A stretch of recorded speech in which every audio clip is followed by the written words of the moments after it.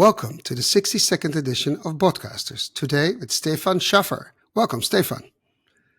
Yeah, thank you for having me here. Well, my pleasure. Please introduce yourself. Yeah, I'm Stefan. I'm from the German Research Center for Artificial Intelligence. I'm placed in Berlin. The German Research Center for Artificial Intelligence, the so-called DFKI in German. So that's much easier. The DFKI is a research institute in Germany. And we are doing AI research in many, many different domains. So we have about 28 research departments and doing really from the core fundamental research to image recognition over robotics and so on and so forth. And I'm placed in a department called the cognitive assistance. And we have a small working group here in Berlin in that department. And this working group is called the Human AI Interaction Group.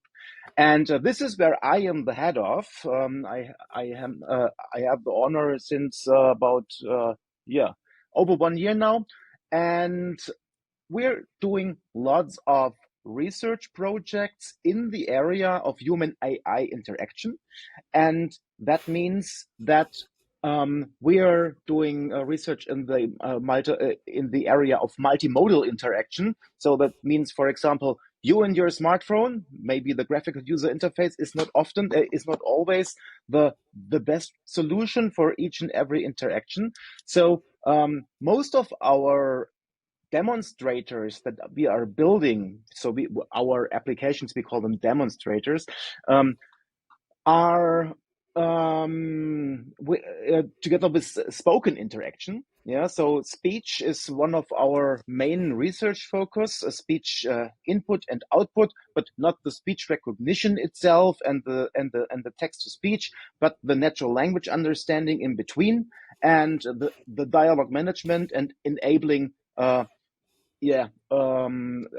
interaction between the users and the systems. And here we are working in very many different domains. So, for example, in the medical area, in the area of mobility, and not only with the classical input and output modalities of the system, also the context and the situation, the environment might be interesting. So that means we are using a lot of sensors, for example, for smart home, smart living, and also in the sector of mobility.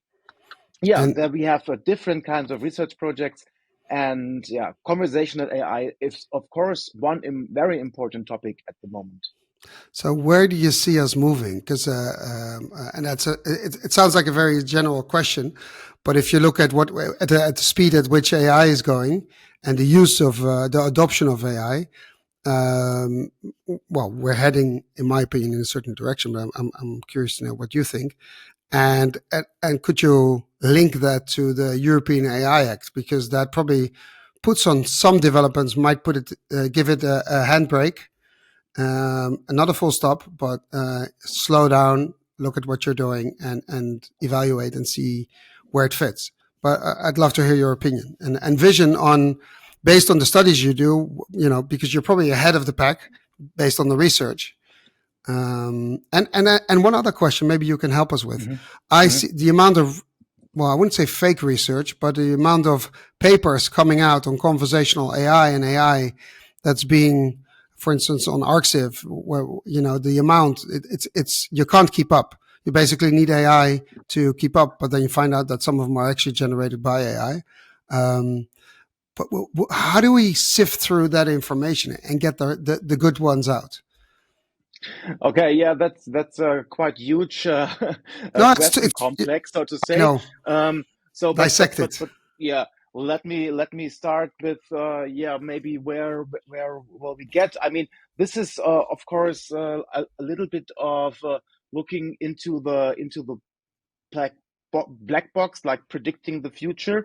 It is quite hard, especially if we see over the last year the very, very fast development. Yeah, ChatGPT was born, let's say, about not long than 1 year ago. Yeah, and since then, the community and also the industry and already the applications of the whole thing are developing very, very fast.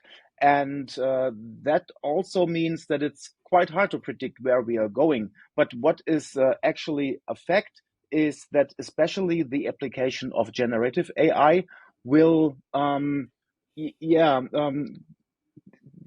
deeply go into many domains and many different sectors. Yeah, so we have applications already now for summarizations, for translation, for creating text, and so on and so forth.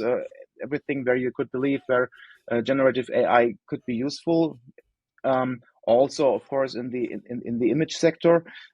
But the future will be more and more multimodal, of course. Yeah, we as humans are multimodal. And why is conversation such a nice way of yeah, interacting also with the system? It is because we are communicating with in a conversation in a spoken way every day. But if we communicate, we also use our facial expressions, we also use our gestures, and so on and so forth. That means that additional modalities to text and speech will be more important also for the human computer interaction in the future.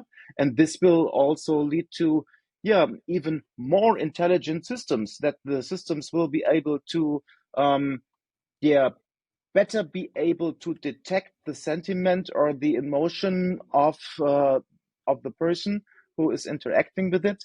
And this will be useful applications in many, many sectors. For example, for customer relationship management in the sector of the medical domain, about mental diseases, and so on and so forth. And but then we already come to maybe yeah, let's say risks, or what the EU AI Act is also targeting.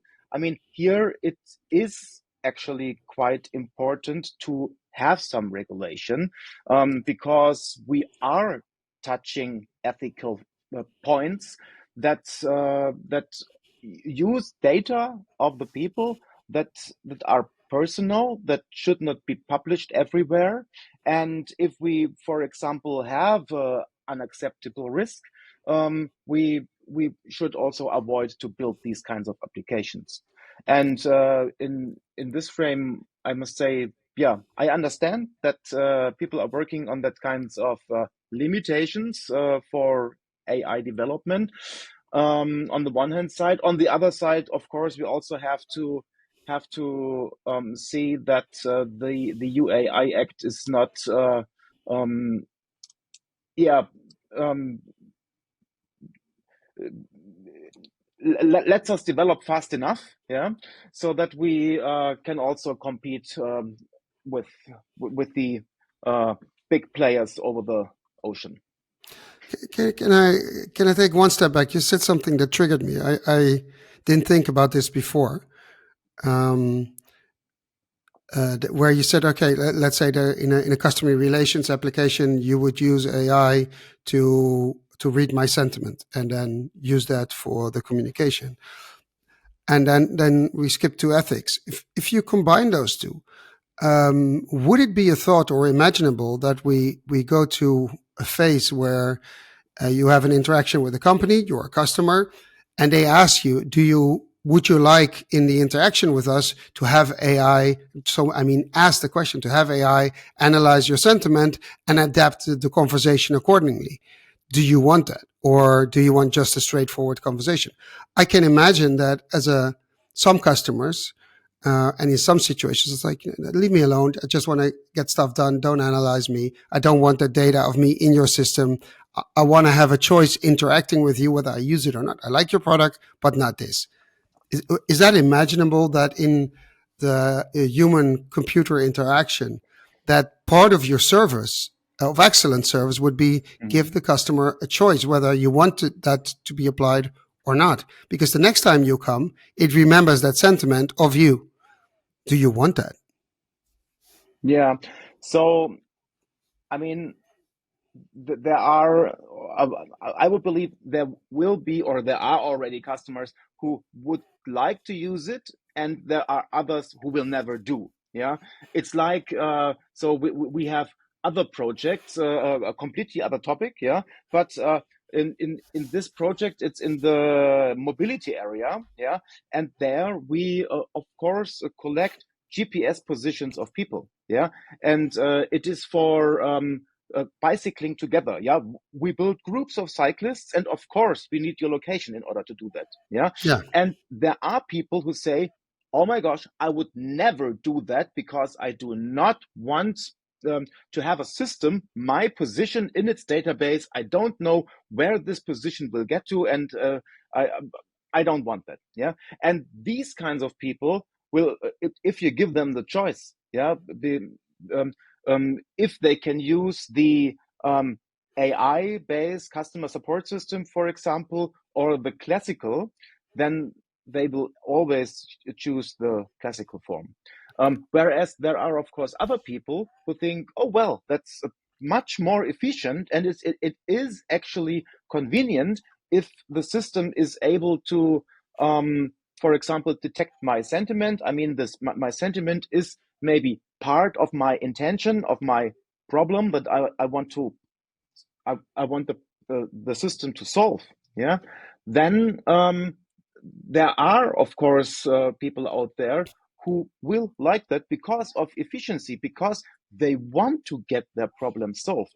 And if this special capability of the system, um, um, yeah, pays somehow uh, into this yeah, problem, then they will. I think they will use it.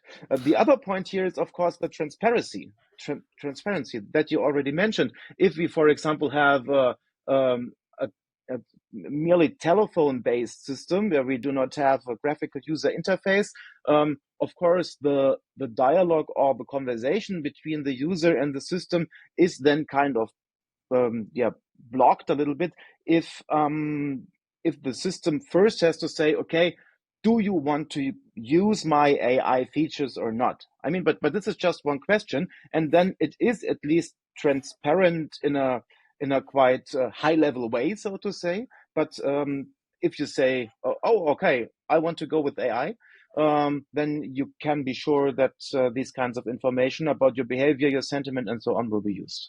So what we're heading towards, or could be heading towards, is like an AI opt-in or opt-out in the beginning of a conversation, whether it's digital or on the phone, or it could be it's digital too, of course.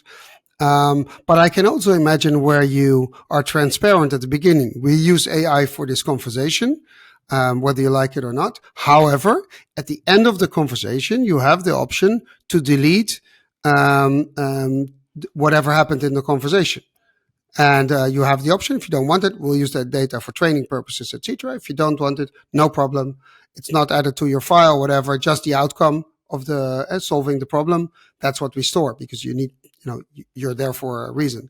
I can imagine. So opt out, opt in, no, opt in the beginning, and the right to be forgotten on that specific conversation at the end. And then you make it full transparent and you give, because that's the scary part. And the more I see, the more I talk to people, I realize that the customer has, or the consumer has no control. And the AI Act is is about transparency. And I think you could go one step further and say, give the customer control. And we know, unfortunately, we know everybody, it's same with cookies, allow. But if you start looking at who gets access to your data, it's ridiculous. You read it's like, who are these companies? What do I have to do with my data? So I think if at the beginning of generating data, you give people a choice, a fundamental and a transparent choice, and you have done the utmost maximum to cater to the customer's needs and their right for a certain amount of privacy. I mean, if you buy a product, you lose some of it. Yeah. And I can imagine that could also be a marketing feature where we use AI, but you have control. Yeah, I mean, as an AI researcher, I know that for improving the systems, we need the data. We need new training data, and we can, of course, still improve the systems a lot. And therefore, I must say I really like that option. Yeah. Um, Honestly, I must say already now I just activated a new tablet a few days before, and then it always says, okay, can we use your interaction data in order to improve our systems? We will just send the log files to our servers, and I always say no. Because you I don't know mean, what's in the log files. I don't know what's in the log files, and actually, I'm not quite keen of reading through all the data protection stuff and so on and so forth, because it's just too much, and therefore I go on the safe side and say, okay, no. And if it's maybe a bigger player like, for example, Google or someone else, then I would say, okay, they have Stefan, enough people they have enough data anyhow, or at least they are big enough they can solve the problems on other ways. But actually, Stefan, you yeah. just gave me a great idea for a new service, which should be free and publicly available. Maybe even the EU should make it. You know what? A Chrome or Edge plugin where every time, and even on your phone, every time you visit a website or they ask you for permission or the terms and conditions where you have to say yes to, automatically use AI to summarize it for you. And Mhm. the legal points where what are you saying yes to or no to, and then you say a conscious yes or no, and that actually shouldn't be too hard to make. And I think it will help a lot of consumers get through the clutter, all the mumbo jumbo, legal mumbo jumbo. Of course, I Sorry, mean, creating summarizations is one of the yeah most outstanding features of generative yeah, AI, and it is actually a great option. Yesterday, I was at an event where we had a discussion about this feature, and there was a company involved, and they were creating summarizations of legal statements. Yeah, and it is sometimes quite large texts. Yeah, and they said, okay, the text can be from 5 to 500 pages, somewhat. Yeah, and if they tell the generative AI to create a summary, it is there is some range. I cannot really remember what the range was, but it was something like, yeah, okay, between 15 and 50 pages, it's okay. Yeah, but if it's larger than that and or something, then also the summarizations are often not good. And of course, in the area of legal texts, you or legal statements, you need the correctness. And we are talking now about terms of conditions of usage. Then, yeah, I mean, this is always so long. I would believe nearly nobody reads that. Yeah, but if I would have a summarization, it would of course be great. And I mean, why are the companies doing that? That they have these huge texts? I mean, it's because they um, um, there is, isn't it today, this isn't it called customer day or something like that? There was some US president who invented the laws for the protection of customers. Yeah, could be. I don't know. yeah, so we have to check that later on, maybe. And I mean, this is really great. But as a company, if you have a product, you if with your terms of usage, you can also ship around these laws. Yeah, and this is why these terms of condition usage conditions are so long to read, and nobody wants to read it. And somewhere in between, they say, okay, we do this and we do that, and so on and so forth. But I mean, if you want to use the product, you just can say, okay, yes, and that's it. That's what happens if it's free. People just, like, let's get over with it. But the interesting thing is, I need to check. Maybe it's in the Digital Services Act from the EU, but I don't think so. But we could ask some member of European Parliament. So, okay, we know this is the case, and research shows and proves that consumers are not reading it.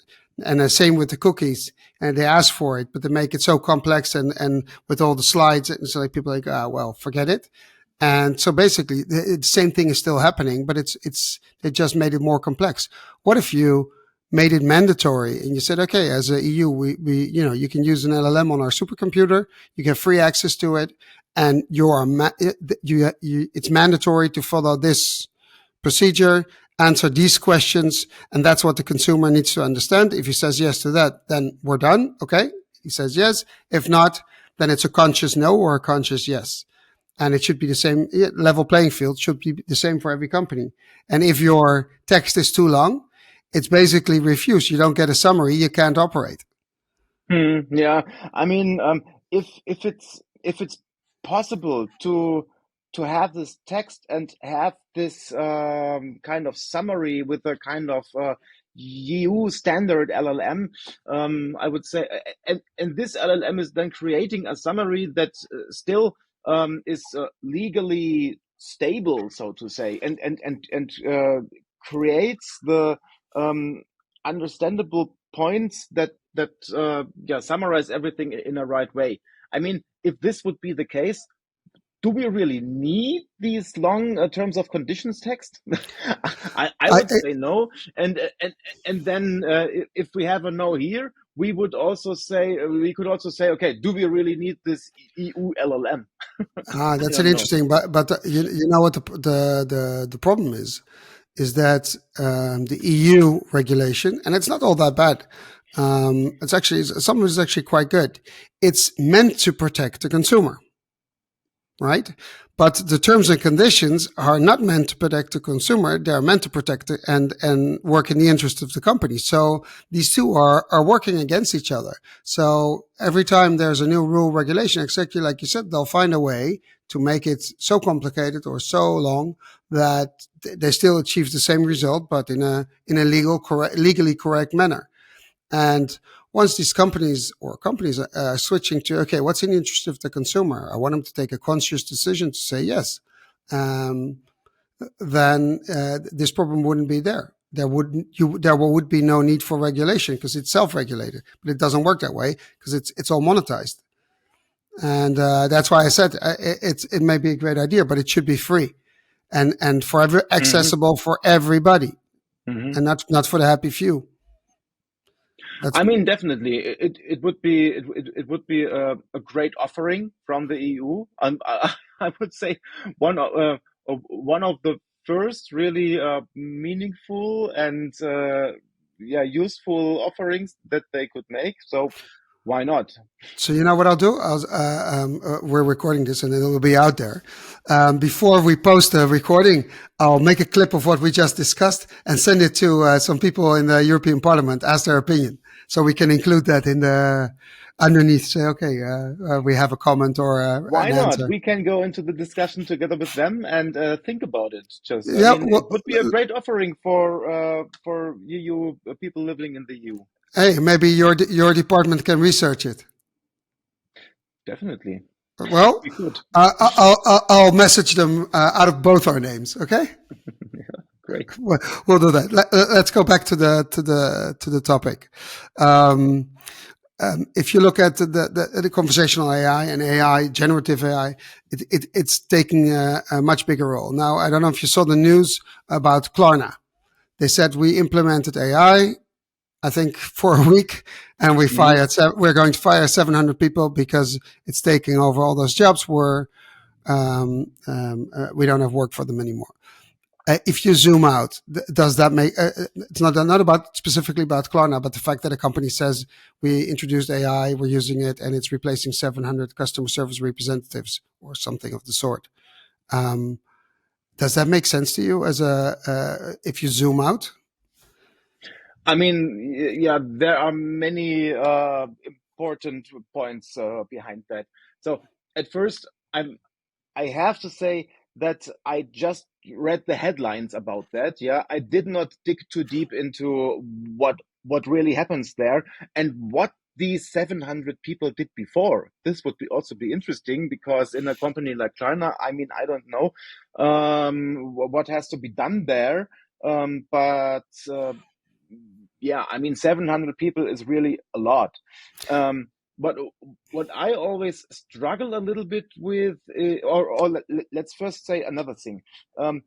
What we are working on is always, we always say it is assistant systems that should support the workers, users, people, whoever, yeah, A in digital their co-worker, digital colleague. digital co-workers, digital colleagues, yeah, that should not replace the people at the workspace. Yeah, I mean, we have so many issues in finding good people for specific jobs. Yeah, and this means that the people that we have could be supported a lot, could be assisted a lot with assistant systems, digital co-workers, or whatever. Yeah, so this is what we are working on. We do not want to replace someone.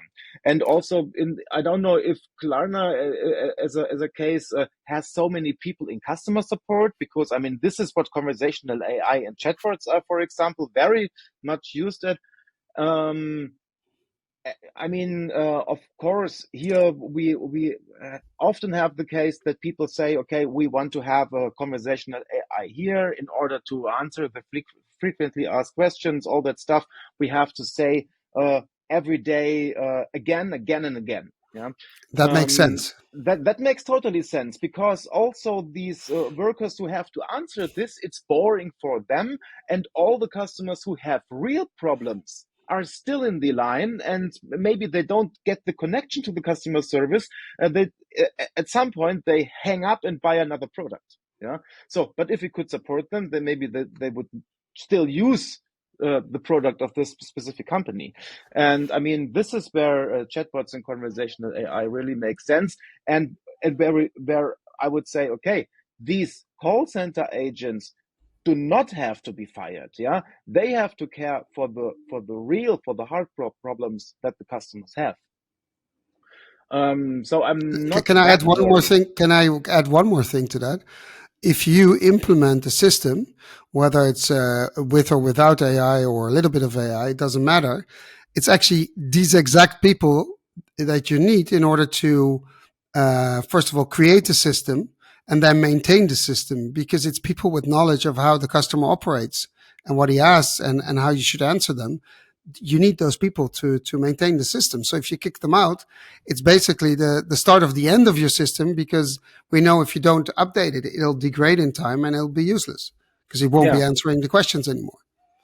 yeah. It's like we say, uh, if you develop a compute, let's just say computer system. Yeah, if you program anything. Yeah, um, you and then you say at the end, okay, now I have my program here. Product is ready. Let's go to the market. Programmers, bye bye. That does not work.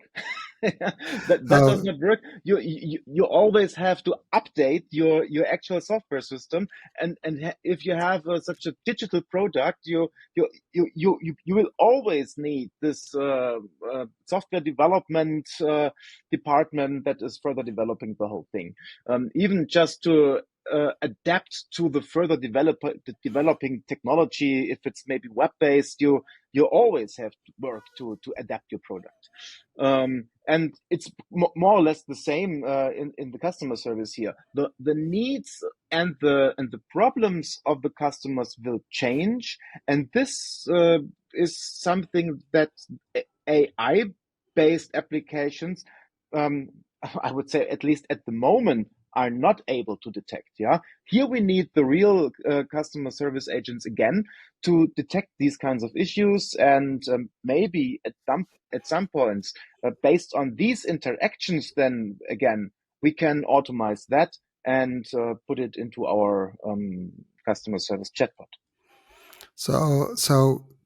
and that brings us to the point that companies that think, oh, let's introduce AI with the purpose or the sole purpose to be able to kick out people, think again, because you'll be investing a lot of money. Also, if you kick out people, it costs a lot of money. But most of all, you'll be ditching human capital, which is far more costly to train and get back in, after you realize you actually need them.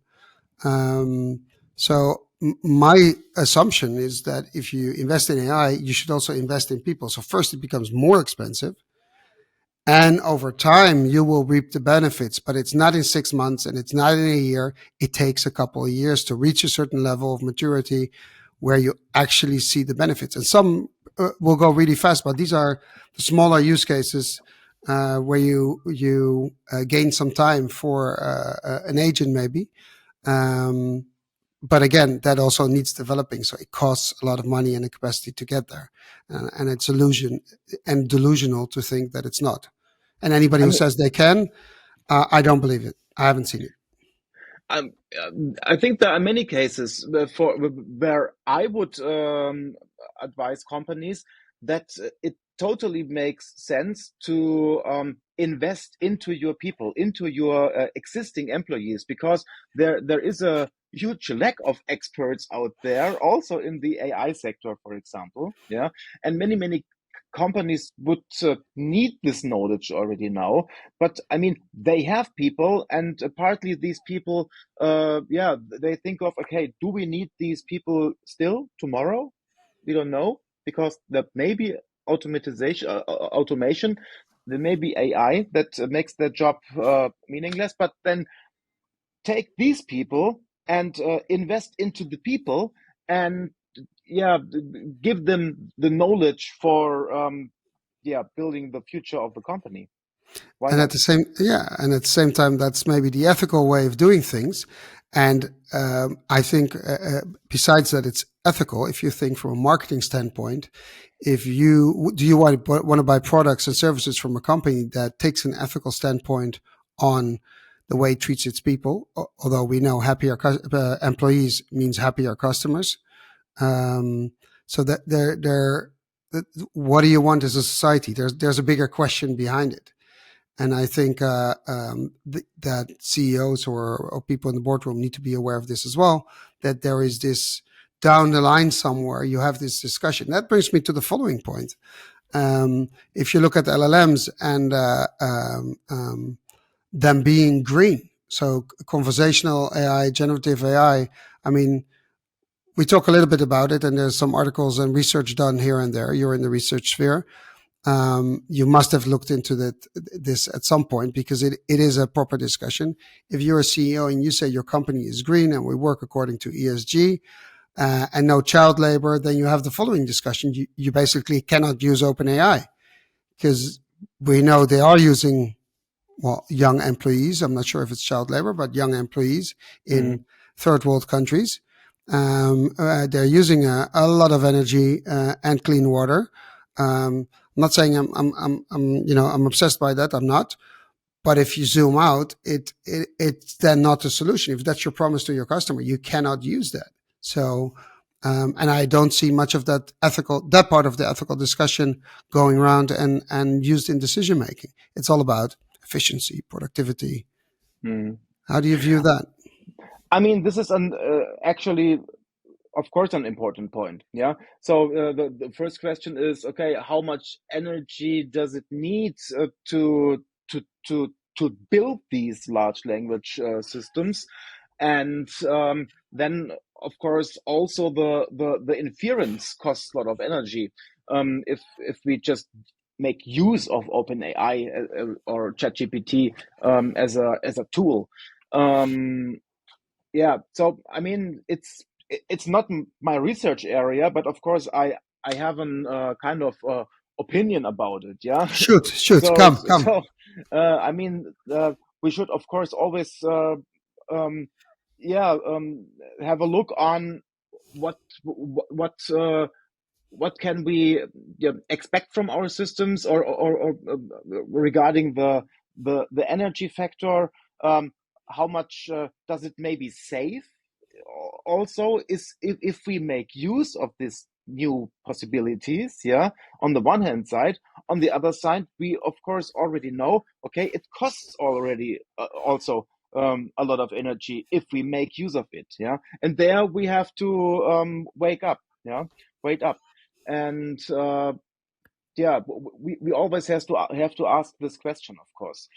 um And we can ask the question, but it's very hard to answer. Yeah, And if it's a gray area, then people say, oh, we'll worry about it later. But in my opinion, this is something everybody knows it. That nobody, they're not stupid. Um, my opinion is that eventually, if you're a company that is listed on the stock market and you have to report on ESG and other things to, it's going to be mandatory.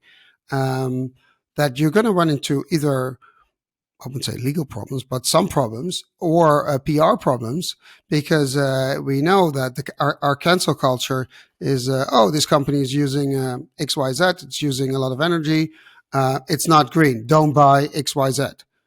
Um, well, that'll be hard to correct, because once that's out, that genie is out of the bottle, you have a problem as a company.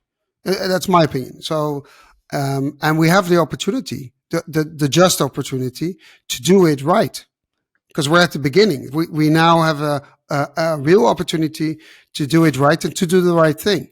So yeah. maybe I'm expressing my hope that, when there's decision making in the boardroom, please take these things into account for multiple reasons, not just because you want to be green, but you want to do the right thing and prepare for the future. You might as well do it because we're going to go there.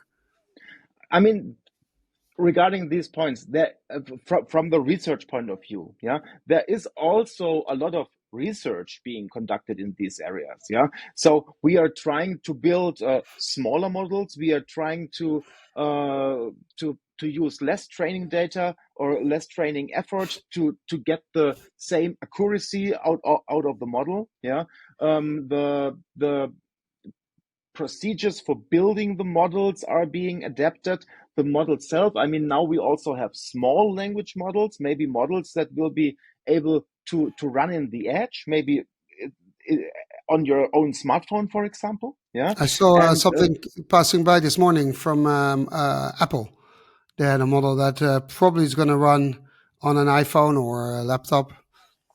yeah, and then of course maybe it consumes a lot of battery on your laptop or iPhone then, but then you feel it, yeah, how much energy is used.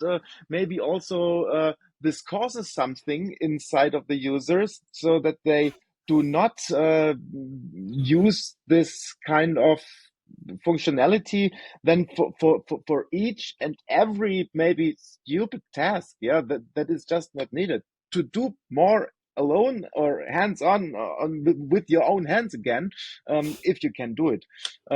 So yeah, um, I think also in that area, the technology and the technological development will change a lot. There will be systems in the future that will uh, use much less energy for this for the same accuracy that we can reach today. Yeah, and I mean, I believe, therefore, it definitely makes sense to to go further in that direction that we are going at the moment. As we said, we have to ask the question again and again. We have to support the research for doing things better with less energy, for example, and we also have to prove our own mindsets, not to waste energy just. That makes perfect sense. Well, if you have any research or from one of your colleagues in that direction, I'd be more than interested to discuss that, because I think it's important people start to become aware.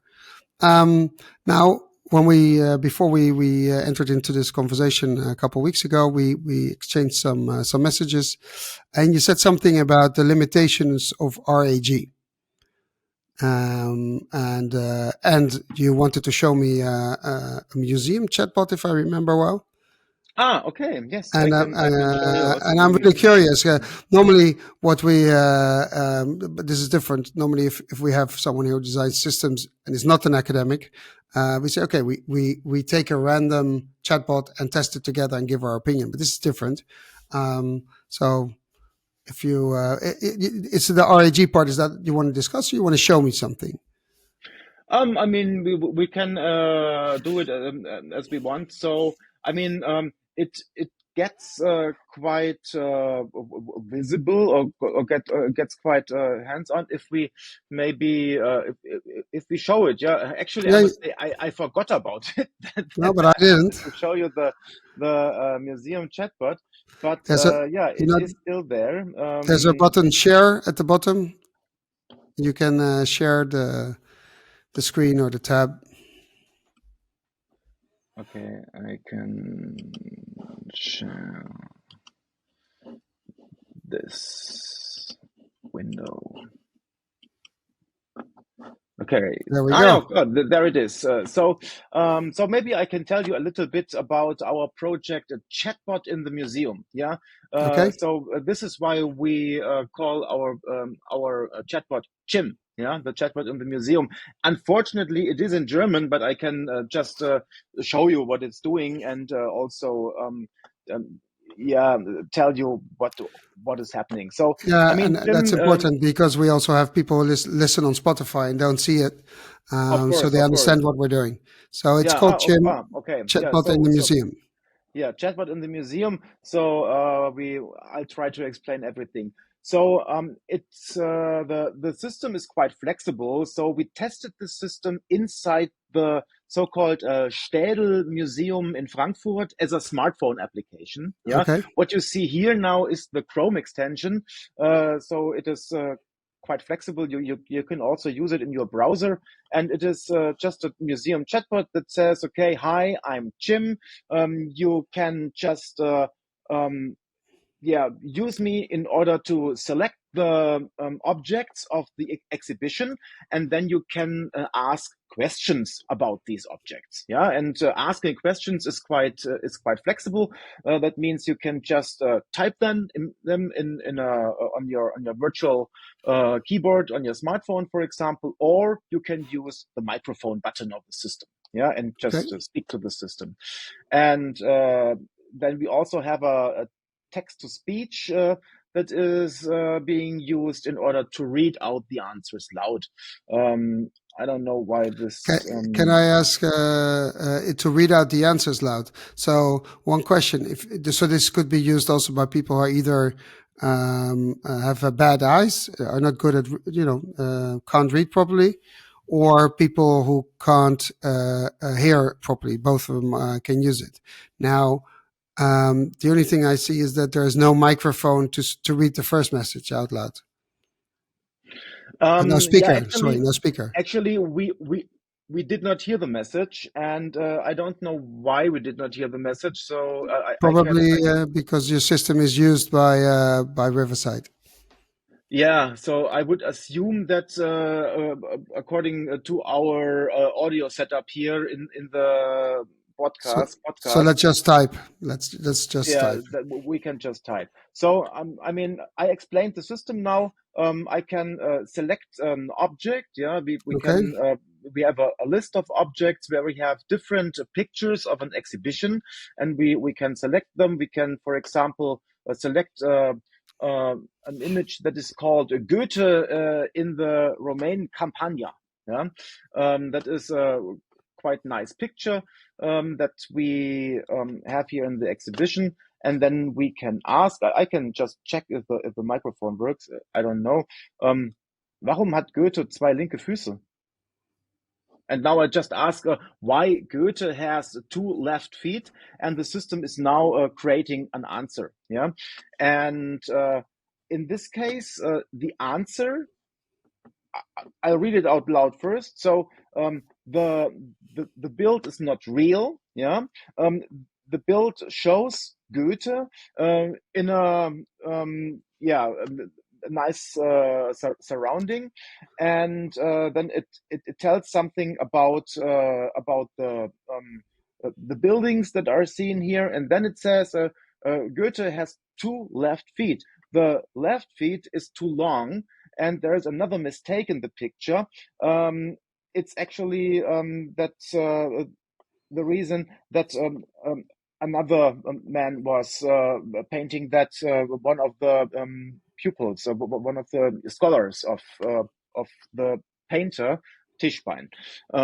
So this is the story here, and the interesting thing is that the answer was created by retrieval augmented generation um, RAG. And what do we use here? So in this research project, we were working together with a company who are creating multimedia guides for museums.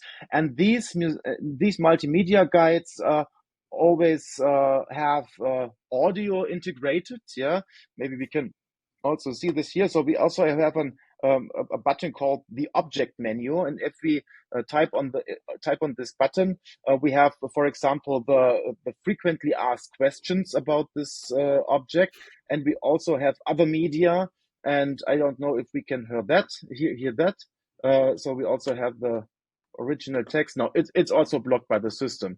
So, but the interesting thing is that these texts are spoken by real speakers, so to say. So say spoken in a very nice way.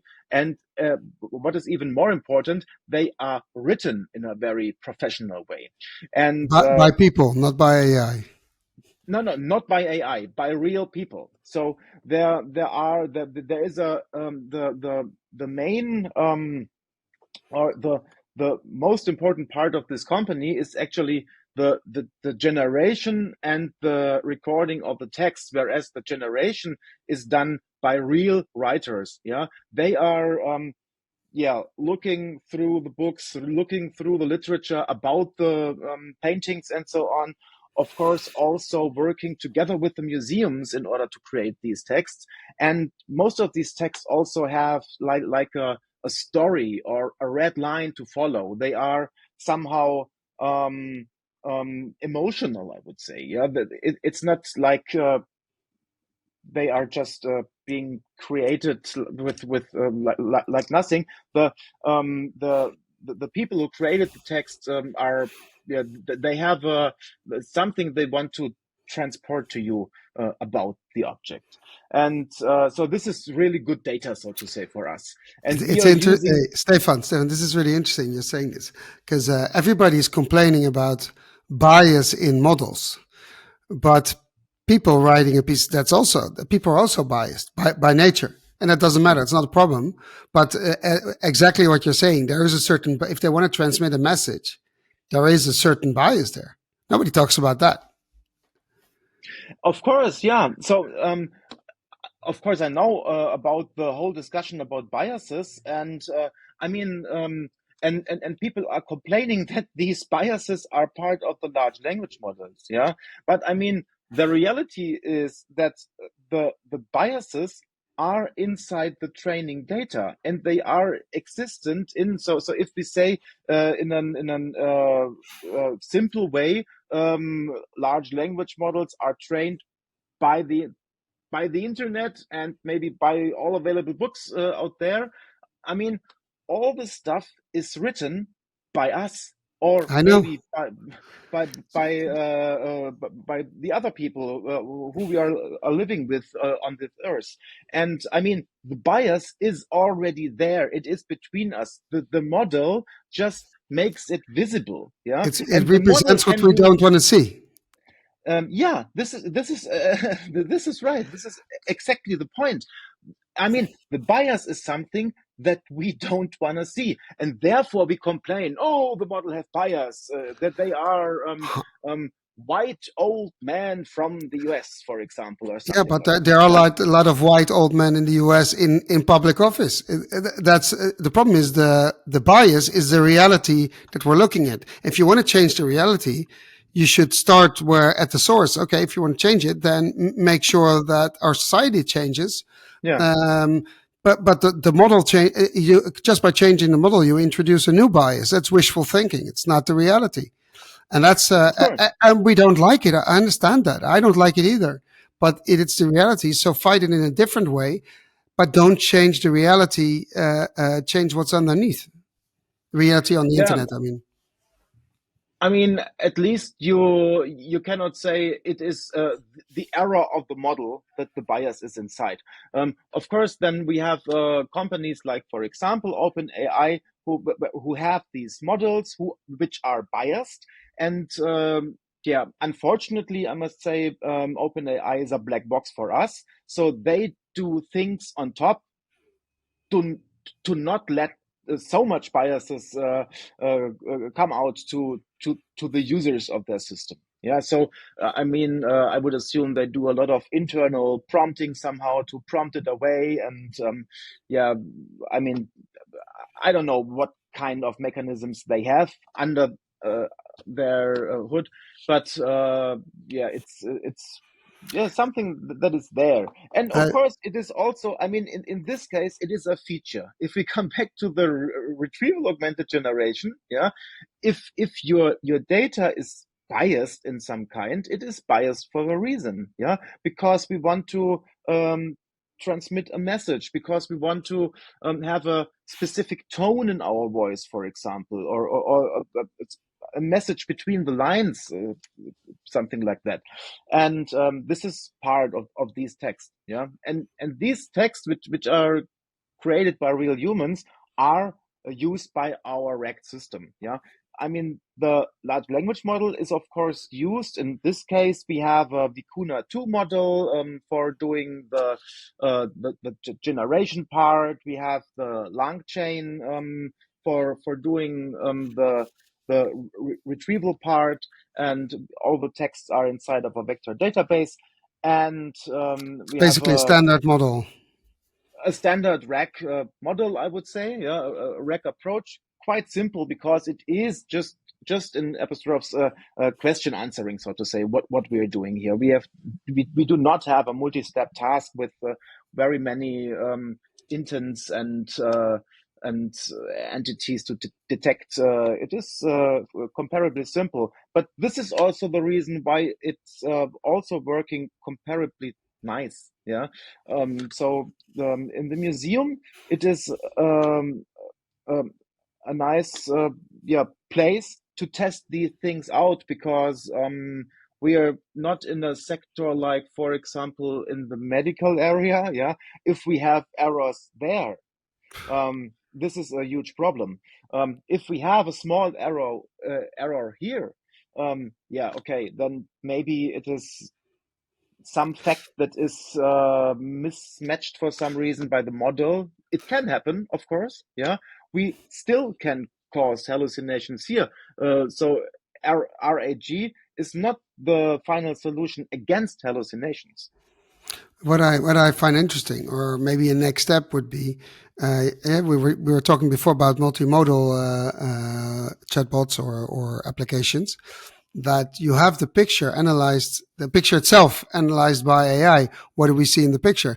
And if a picture, if that system would then pick up it has two left feet and that the left leg is too long, because if you then analyze it for certain patterns, you could say, "Oh, find me the other paintings by Tischbein, and see how they stand up to each other, or he does that more often. It's maybe a signature by the painter, or you understand what I mean. You Yeah, could yeah, have yeah, yeah. you could do from an art research perspective so much more if you have the images in high resolution already in there, which Yeah, I presume you I have. mean, this is an interesting point that you mentioned it, yeah, because actually this is a kind of question where we step out of our comfort zone, I would say, at the moment, yeah, because um, if if we have selected an object, yeah,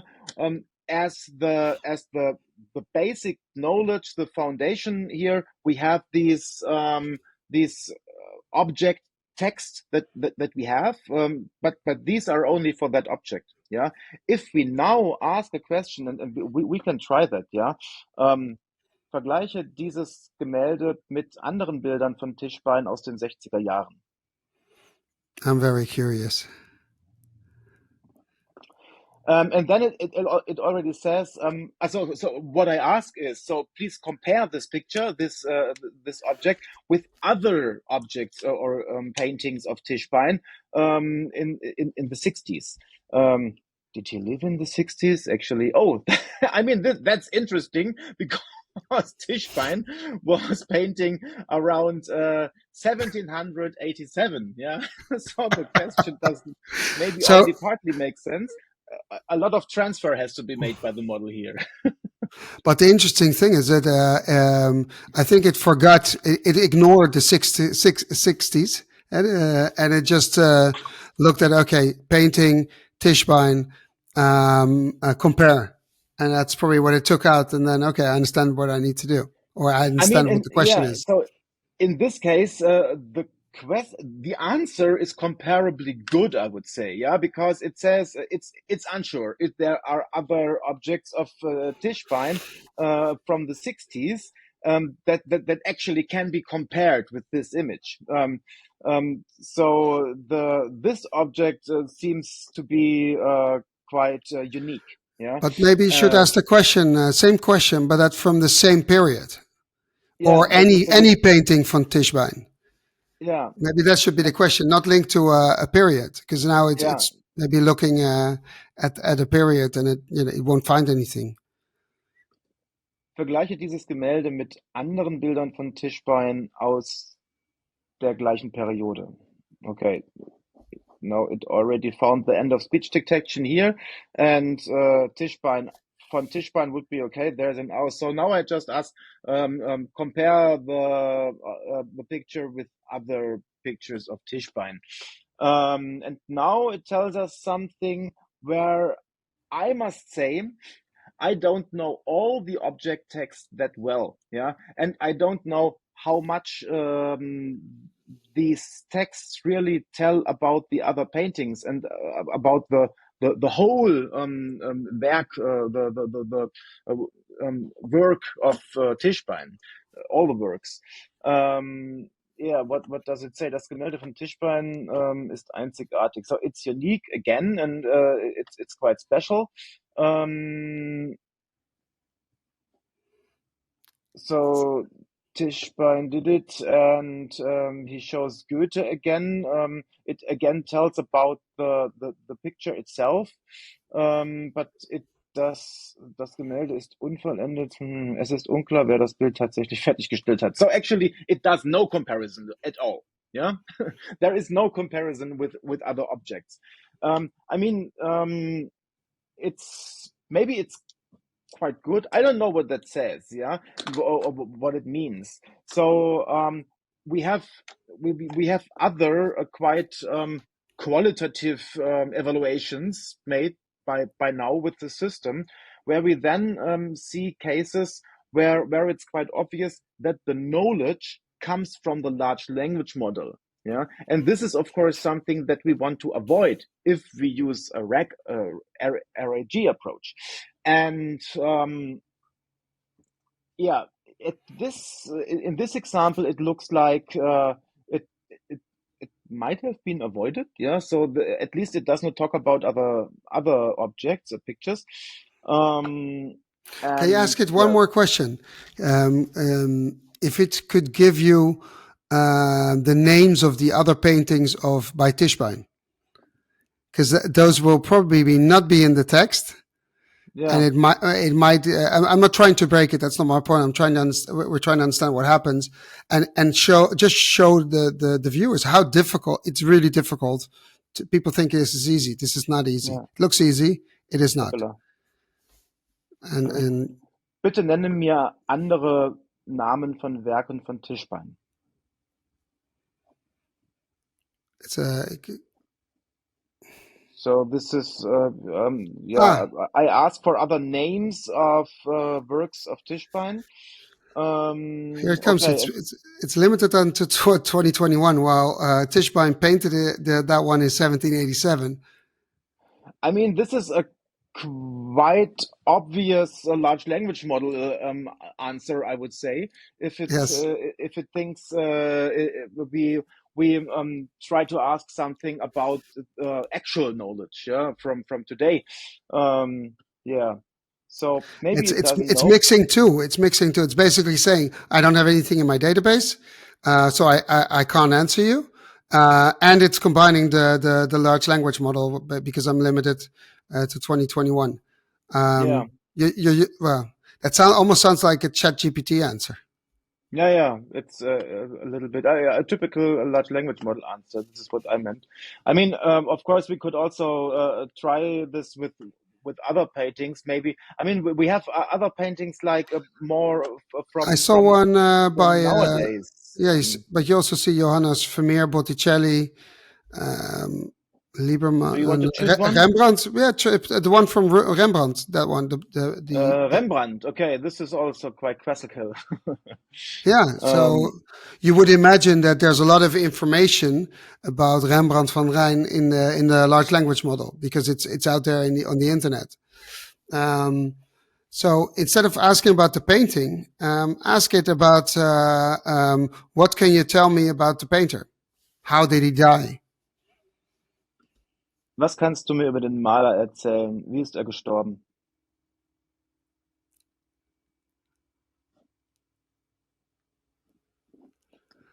Here it goes. It says when it was born. So it's elaborating on it. Who he studied with, where he lived. Then he says he died at the age of 63. And he was even where he was born, buried. Interesting. Yeah, I mean, there are a lot of facts now. Of course, we would have to check if these facts are right. Yeah.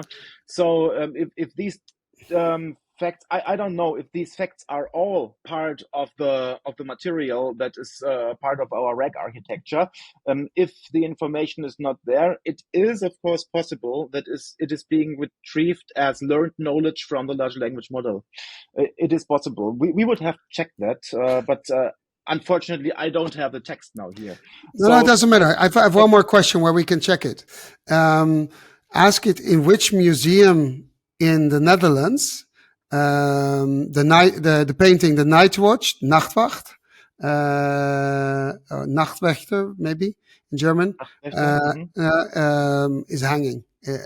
So in welchem Museum in den Niederlanden hängt das Bild der Nachtwächter? voilà. Museum. I would assume this is not in the text about the Blendung Simpsons.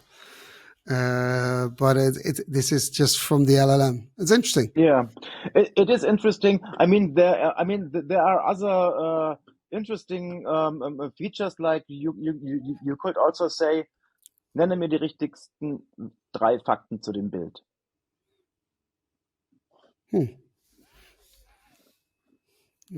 Okay. I have to say we have an ASR error here now because I pronounced it wrong. Yeah. Okay. I wanted to say the most important 3 facts, and what I what I said is the most correct 3 facts in German. Okay. So do it again. Nenne mir die wichtigsten 3 Fakten zu diesem Bild.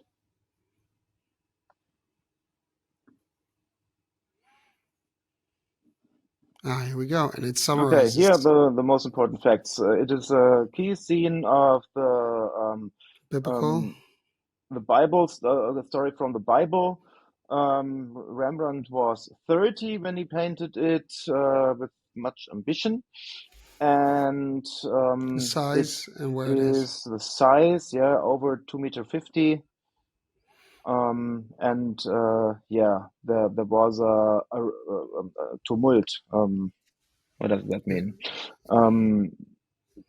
Yeah, people were quite. There's a lot of noise about it. Yeah, there was some noise about the painting when he painted it because yeah, maybe it was not usual during that time.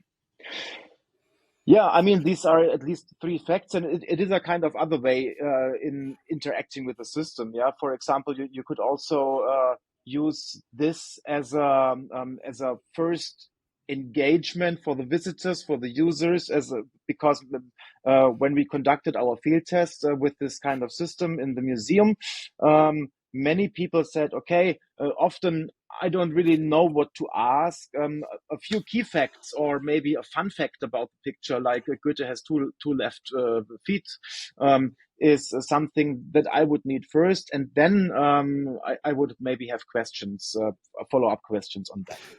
You know what I could also, maybe it's in there, but I didn't see it in the beginning. I can imagine that if you go to a museum, at least if I go to a museum, I'm definitely not interested in everything. There's probably a certain style or a certain painter or a certain XYZ I'm interested in. I would love to see, not spend a lot of time walking through the museum like IKEA. You're being forced to take a certain route because they want you to see a lot of stuff and then buy it. If I go to a museum with a certain purpose, create a way for me to visit it as efficiently as possible. So why can't I say in the beginning, oh, what are you interested? You want to have the optimal route for your museum visit. We know the location of where everything is hanging. You know what? Oh, you only want to see Dutch painters. I don't know. Here's your Mm-hmm. route, and I'll guide you through it, and I'll explain as you're there. You say you're there, or you have a sensor with NFC. Oh, you're here, and it starts talking to you in your ear. Or I would imagine, like with all these guides, the portable guides that are already out there, you could replace them fully and connect it with NFC and tell me what it is and Mm-hmm. guide me to the next one. Yeah, this is actually one of our follow-up ideas for this project, to have a more personalized tours. Yeah, that you can tell something about your interest at the beginning. Maybe you want only maybe Dutch painters from a specific period, and so on and so forth. Yeah, and maybe you want historical information and no basic information about the object or everything, and then the system can create your individualized tour through the exhibition. And I mean, this is possible on that level, of course, and but also for the pictures, it is the case. I mean, with the classical audio tours, yeah, if you are interested in the picture for some reason, then you type the number and listen to the audio guide, and then you think, oh my gosh, what does this woman have in her hands, and you just want to know it, and you listen to the audio guide maybe 2, 3, 4, 5 minutes, and they say nothing about the fact that interested you. Yeah, but with the chatbot, you can just directly ask the question that comes into your mind, and ask what is in your interest, and this is one of the plus points here. And also commercially, if you're a museum and you're walking around and say, oh, this is amazing. Did you know this fact? You just, I see this little WhatsApp button on the top. Share it with someone. So, oh, have a look at this. Isn't this amazing? I would assume that that would also be possible. And then you can share your experience with other people, possibly getting those people to come to the museum as well or to the exhibition. Yeah, So, of course, this would be quite easy to integrate something like that. I mean, this is the result of one of our research projects. It did not by now turn into a product, but we are, I would say, very close, before maybe at least having a follow-up project. Yeah, we would like to carry on with this work. We have many ideas, for example, the personalization that we already discussed. But already with this functionality that we have here, um, I mean, museums are a quite small market, but the technology itself is quite domain agnostic, I would say. Yeah, of course, you could also think, okay, we don't have museum objects here. We have maybe manuals about technical stuff, or instructions from expertise to workers about a specific task in a factory or something, or whatever content you can think of. Or in another project that we have at the moment, we're using a similar approach now. It's about hybrid events, and we are sharing the agenda of the events, also the contents and titles of the talks, and also the information about the talks that already happened on the event. Yeah, they are directly transcribed and then used by the system in order to get a summary maybe about what already happened by now. Amazing. It's at lightning speed, right? It's, you come in the morning. At the end of the day, you get all the summaries. Yeah, Actually, as you go, you get the summaries of all the talks. So I find it annoying if you go to an event and there's two good talks in two parallel sessions, and you have to it's often choose. the It's problem. so annoying. And you Yeah, pay for the event, and but I want to see both, but I can't, and I have to look the whole recording later. It's not the same. So give it to me in a small nugget that I can, if I like it, I can see the whole thing. If I don't, oh, it was good that I chose the other one. yeah. But yeah, it's actually a good idea. But Mm. so if you look at this, there's tons of applications of technology, Of course. um, and I wouldn't know why a museum wouldn't do this. And maybe you should make like the general museum chatbot where, well, tough luck for all the museums. Their collections are online. You just, and I don't think they can have copyright to a painting by Rembrandt. So you can just take it out, and the text is also common knowledge. It's out there. I can create What my is? own virtual museum. Well, actually, you could have cross collection. You could create no any individual could create his own museum. Hmm. And, let's take it one step further. If you do this and you put all the museums in there, right, and all the collections, and then transport that to the metaverse Hmm. or augmented reality and create you wear the goggles. You say, oh, well, today I'm going to go to the Rijksmuseum. Boom, you're in the Rijksmuseum. Okay. And you can ask any explanation. You walk around and it takes you on the tour, personalized tour. It's possible with all the technology that are around creating videos based on input, text input, or image input. I don't see it. You could create virtual. It's quite cool. You could also ask maybe your wife or girlfriend or friend, yeah, just to so I created something special. Do you want to come tonight with me into the Doran Museum? It's all based on my individual stuff. You will experience a lot about me also, yeah, So you because get it to know is me. yeah, you get to know me because this is the stuff coming from art that also engages me. Let's have a look how it engages you. So, yeah, If you're an art smart idea. lover, yeah, maybe we shouldn't post this podcast before we make it. No, I like to collaborate with partners on that idea, and I like to work together. So please post it, and then please get in touch with me so that we can work on such cool projects. I think this is that would be amazing, but it would be bad for museums because people are when it's not, although it's not totally the same, but you get an immersive experience if you have the if it's a good picture. I mean, I say You know all the what, industries. Stefan, Yeah. you could even go one step further. If you do that, and you see this guy there, he's Samson, right? Hmm. This is Yeah, lying on the ground. Yeah. yeah. So you could possibly ask, "Hey, Samson, um, how are you feeling right now with that knife on your throat or that sword or whatever it is?"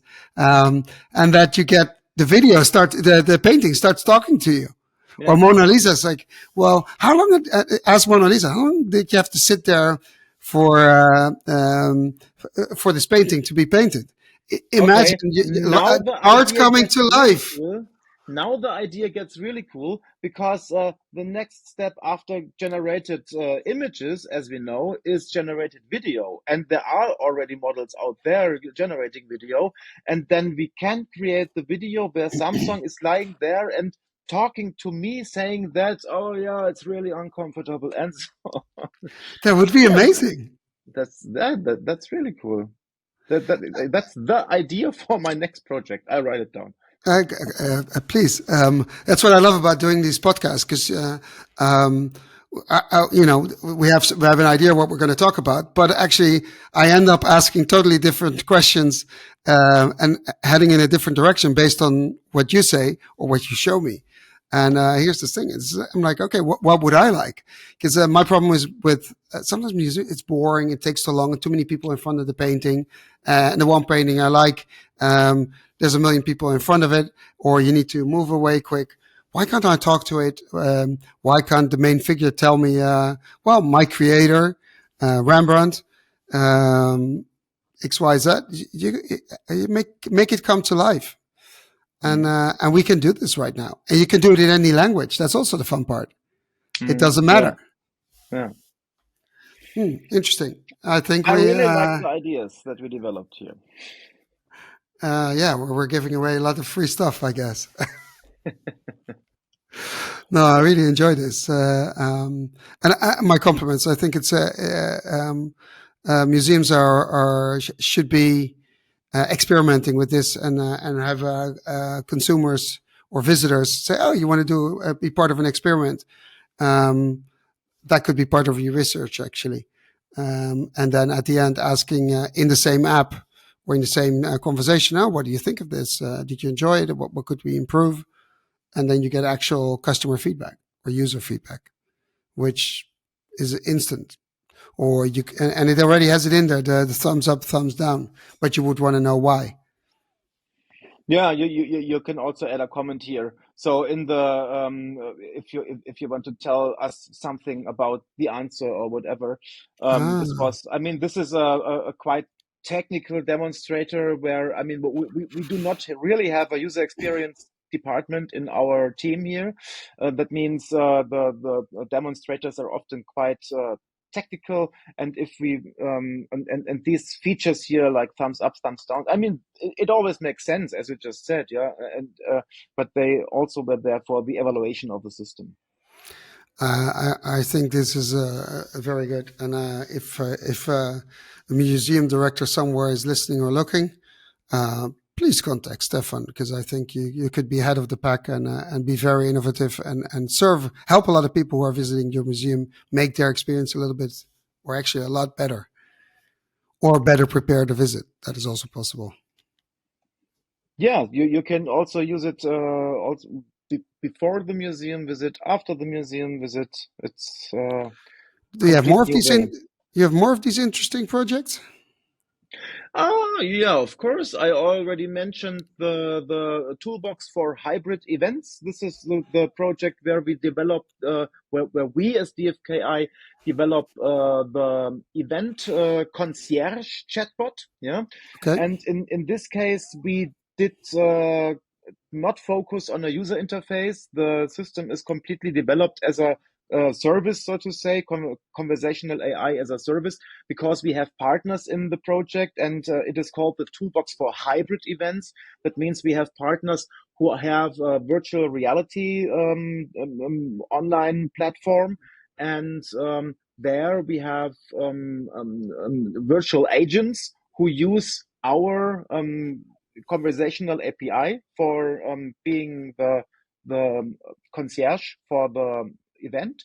And we have other partners who have applications that are being used on site at the event, and they are integrating our API into their platforms, then into their apps. Interesting. As yeah. This is all very cool. If we if I can ask you to take one step back, and zoom out, and we can stop sharing. Thank you. And you zoom out and you see, okay, we have all these people, conversation designers, linguists, um, NLP specialists. We have all these different, I don't know, tons of different titles. Um, if you're in the research department, if people are worrying now, okay, this is going so fast, I can't keep up. What should they focus on? If you know, my point is, people should keep educating themselves, and upping their game in order to stay in the game. But if you look at the next year or 2 years, what should people be studying for themselves to become a better conversation designer, whatever you, UX designer? Doesn't matter.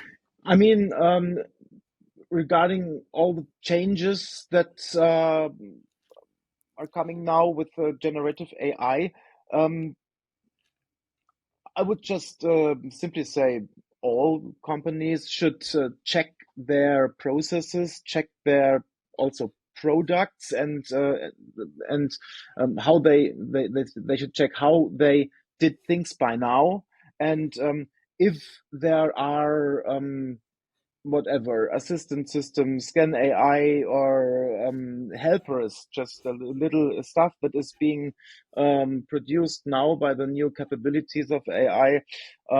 If there is something that can help them doing their stuff more efficiently, because others will do it, and maybe they are their competitors, and therefore to to be to stay on the market, To stay they relevant. it's really relevant to do that now.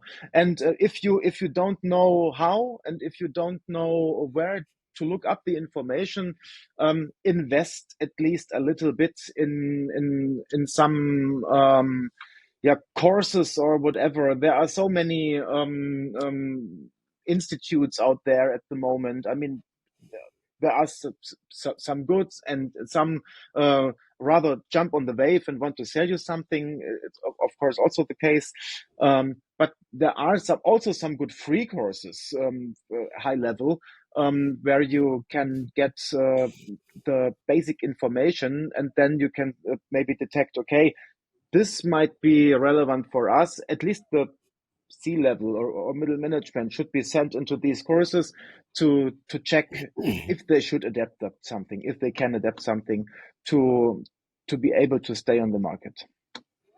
Well, Stefan, thank you very much. This piece of advice, I think it's really important. And I hope people will actually do that, because it will be the rat race to stay relevant. Either you're in the race or you're not, and if you're not, I think you'll be behind. And might I add one thing to it? If you start doing it, don't forget the ethics, and don't forget your staff. Just don't leave them behind. Take them on the wagon, and take them with you, because I think that's a forgotten thing. Well, Stefan, Yeah. thank you very much, and let's stay in touch. Let's see if someone connects with you on the museum bot. I'd love that, and then you come back and tell me what and how, and if they did something with the ideas. Of course, it was big fun. Thank you. Same here. Thanks a lot. Bye bye. Bye.